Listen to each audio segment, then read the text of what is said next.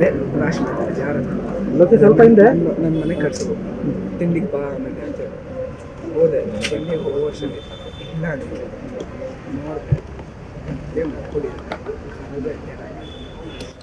ಇವೆಲ್ಲ ಬಂದ್ರಿ, ಬೆಳಗಿಂದ ಇದ್ರಿ, ಮಳೆ ಬಂತು, ನೀವೆಲ್ಲ ಪ್ರೀತಿ ವಿಶ್ವಾಸ ಮಾಡಿದ್ರಿ, ಸಹಾಯ ಮಾಡಿದ್ರಿ, ಹೇಳಿದ್ರಿ ಏನೇ ಇದ್ರು ನಾನು ಇದ್ದೀನಿ ಅಂತ. ಯಶ್ ಮಾಮ ಬಂದರು, ಧ್ರುವ ಮಾಮ ಬಂದರು, ಎಷ್ಟೊಂದು ಅಂಕಲ್ಸ್ ಎಲ್ಲ ಬಂದರು, ಫಿಲಮ್ ಇಂಡಸ್ಟ್ರಿಯಿಂದ ಬಂದರು, ಮಾತಾಡಿದ್ರು.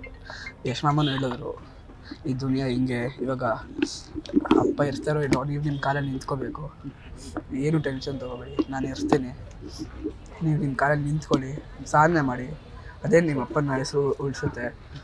ನಿಮ್ಮಪ್ಪ ಹೋದ್ರು ಅಂದಿದ ತಕ್ಷಣ ನಿಮ್ಮಪ್ಪನ ಹೆಸ್ರನ್ನ ಈ ಇಂಡಸ್ಟ್ರಿಯಿಂದ ತೆಗಿಯಂಗೆ ಮಾಡಬೇಡಿ, ಮರ್ತೋಗ್ತಾರೆ ಜನರು. ನೀವು ಆವಾಗವಾಗ ಬರ್ತಾಯಿರ್ರಿ, ಸೌಂಡ್ ಮಾಡ್ತಾನೆ ಇರಬೇಕು, ಆವಾಗಲೇ ನಿಮ್ಮಪ್ಪನ ಹೆಸರು ನೆನಪಿಟ್ಕೊಳ್ಳೋದು.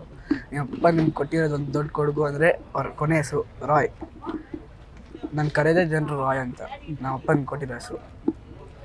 ತುಂಬ ಖುಷಿಯಾಯಿತು. ಧ್ರುವ ಅಣ್ಣ ಬಂದರು, ತಿನ್ನಲಿಲ್ಲ ಅಂದರು, ಬೇಡ ಅಂದರು, ತಿನ್ನಿಸಿದ್ರು, ಪ್ರೀತಿ ಕೊಟ್ಟರು. ಮೊನ್ನೆ ಧ್ರುವ ದಸರಾ ಅಂತ ಒಂದು ಪ್ರೋಗ್ರಾಮ್ ಇತ್ತು, ಅಮ್ಮ ಅಣ್ಣ ಬರ್ತೀನಿ ಅಂತೆಲ್ಲ ಎಲ್ಲರೂ ಹೇಳಿದ್ರು, ಎಲ್ಲರೂ ಬರ್ತೀವಿ ಅಂದರು, ಯಾರೂ ಬೇಡ ಅಂದರು. ನಾನು ಒಬ್ಬನೇ ಕರ್ಕೊಂಡೋಗಿದ್ದು, ನಾನೇ ಅವನ ಕೈ ಹಿಡಿದು ಕರ್ಕೊಂಡೋಗಿ ಧ್ರುವ ಅವ್ರ ಹತ್ರ ಎಲ್ಲ ಧ್ರುವ ಮಾಮ ಹತ್ರ ಮಾತಾಡಿಸ್ದೆ. ಕಣ್ಣೀರಿದ್ರು, ಹೇಳಿದ್ರು ಇದು ಮೋಸ್ಟ್ಲಿ ಕೊನೆ ಕ್ಷಣ ಆಗ್ಬೋದು. ಅದೇ ಕೊನೆ, ನಿಮ್ಮ ಮುಂದೆ ಎಲ್ಲ ಸ್ಟೇಜಲ್ಲಿ ಅವ್ರು ಬಂದಿದ್ದು, ಅದಾದಮೇಲೆ ಯಾವತ್ತೂ ಬರೋಲ್ಲ. ನಾನು ಹೇಳಿದ್ದು ಇಷ್ಟೇ, ನೀವೆಲ್ಲ ಬಂದ್ರಿ, ಅದಕ್ಕೆಲ್ಲ ನಾನು ಹೃತ್ಪೂರ್ವಕವಾಗಿ ಚಿರಋಣಿ. ನಮ್ಮಪ್ಪ ಹೇಳಿರೋ ಮಾತು ಕೊನೆಯದಾಗಿ ಕ್ರಿಕೆಟರ್ ಆಗೋ ಮಗನೇ ಅಂತ, ಅದನ್ನು ಈಡೇರಿಸೋದೇ ನನ್ನದು. ಹೇಳಿದ್ರು, ನಿಮ್ಮ ಐಡಲ್ ಯಾರು ಅಂತೆಲ್ಲ ಕೇಳಿದ್ರು, ಹೇಳೋದು ಧೋನಿ, ವಿರಾಟ್ ಕೊಹ್ಲಿ ಅಂತ ಹೇಳೋರು. ಅವ್ರು 100 ಪಟ್ಟಷ್ಟು ಮಾಡ್ಬೇಕಂತ. ಇವಾಗ ನಮ್ಮಪ್ಪನ ಕೊನೆ ಆಸೆ, ನನ್ನ ಮೇನ್ ಗೋಲು ಓದೋದು ಏನೂ ಇಲ್ಲ. ನಮ್ಮ ಅಪ್ಪಂಗೋಸ್ಕರ ವಿರಾಟ್ ಕೊಹ್ಲಿ ಅಲ್ಲ, MS ಧೋನಿ ಅಲ್ಲ, ಅವರು 100 ಪಟ್ಟಷ್ಟು ಮಾಡ್ತೀನಿ. ಬಟ್ ನಾನು ಎಷ್ಟೇ ರನ್ಸ್ ಹೊಡಿಬೋದು ಕ್ರಿಕೆಟಲ್ಲಿ, ಬಟ್ ಎಷ್ಟೇ ಕ್ಯಾಚಸ್ ಹಿಡಿದ್ರು ಕೂಡ, ಮ್ಯಾನ್ ಆಫ್ ದ ಮ್ಯಾಚ್ ಸಿಕ್ಕಿದ್ರು ಕೂಡ ಚಪ್ಪಾಳೆ ಹೊಡೋಕ್ಕೆ ನಮ್ಮಪ್ಪ ಇರೋಲ್ಲ. ಅದೊಂದು ಬೇಜಾರಾಗ್ತದೆ. ಯಾರೇ ಬಂದು ಹೇಳ್ಬೋದು, ಬಟ್ ತಂದೆ ಸ್ಥಾನ ಯಾರು ತುಂಬ.